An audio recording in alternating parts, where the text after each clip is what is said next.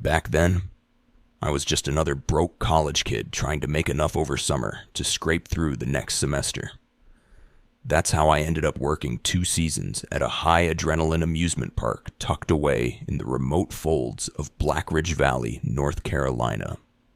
The park was called Ravine Ridge, but the staff had a darker nickname for it, Red Ridge.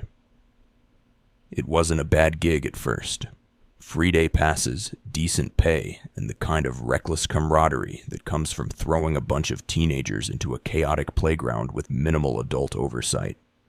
But there was something wrong with the place. Something old and heavy in the air. Even on the brightest days, a strange fog would sometimes drift down from the mountain peaks. We joked that it was ghost breath, but no one ever laughed that hard. The land had a history, a cursed one if you believed the locals. Before the park, the area was home to Blackridge Mine No. 7, a deep shaft operation that shut down in 1958 after a string of accidents. The mine was owned by the Whitley family, an old money dynasty with deep political ties and a habit of making problems disappear. In the 1970s, Everett Whitley, the last of the bloodline, turned the land into a ski resort. It lasted a few years until the deaths started. Electrocutions, sliced limbs, chalet fires. Still, Everett pivoted. That's when Ravine Ridge was born. The park was loud, wild, and dangerous. They had it all. A man-made river, a towering vertical water slide, a wave pool with jets strong enough to bruise, even a human slingshot. But the crown jewel was the downhill demon, a gravity-driven cart ride from the summit. No motor, just brakes that barely worked. It was a favorite among staff after hours.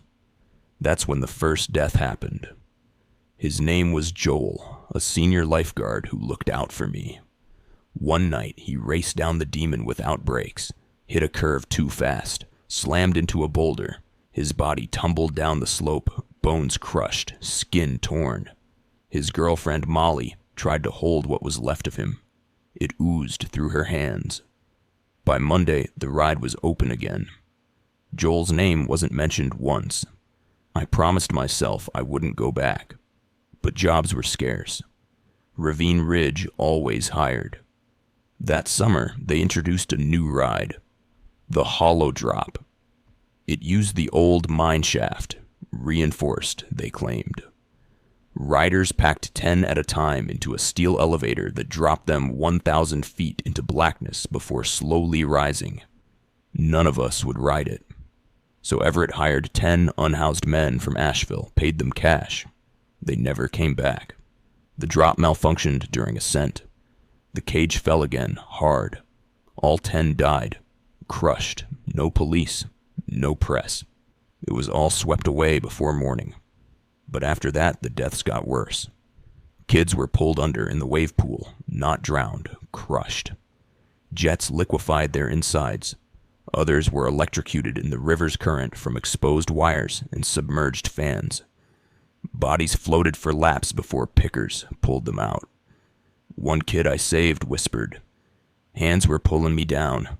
They weren't human." He was gone 2 days later. Family vanished. Then came the widow's house, Ravine Ridge's haunted mansion.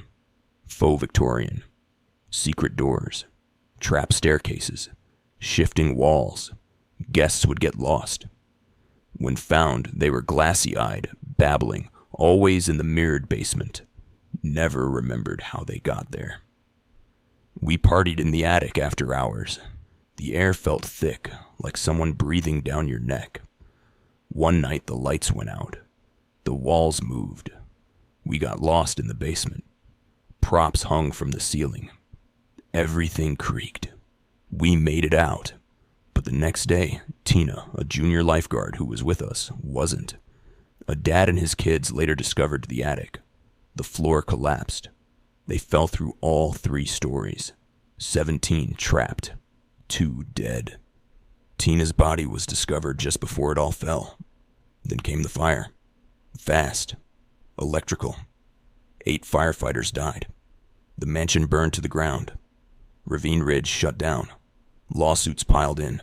The Whitleys sold the land. No charges, no justice. But I kept digging. Old news clippings from the ski resort years surfaced. Deaths, fires, bizarre injuries. All the victims had one thing in common: pulverized bones. Then I looked deeper into the mine collapse of 1958. It wasn't an accident. 12 union leaders went in to meet with the Whitleys. The family never showed. There was a cave-in. The miners were all recovered. Every body was the same. Liquefied muscle, pulverized bone, no visible trauma, just like all the others. Now I wonder if it was ever just carelessness, or if Ravine Ridge was built over something hungry.